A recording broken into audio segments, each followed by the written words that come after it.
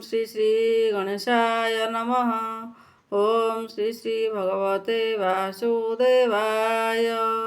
ओम श्री श्री भगवद्गीता महात्मा श्लोक ଓ ଅନୁବାଦ अर्जुन विषाद जोग श्लोक नंबर 17 ଓ 18।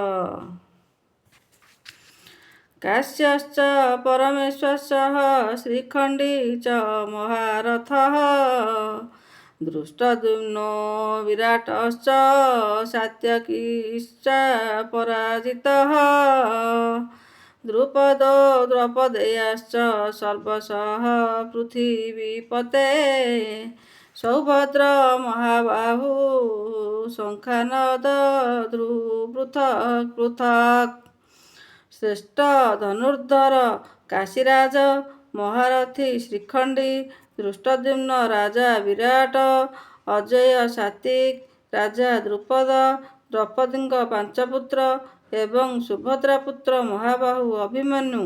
हे राजन, ଏ ସମସ୍ତେ ସକଳ ଦିଗରୁ ପୃଥକ ପୃଥକ ଶଙ୍ଖ ବଜାଇଲେ।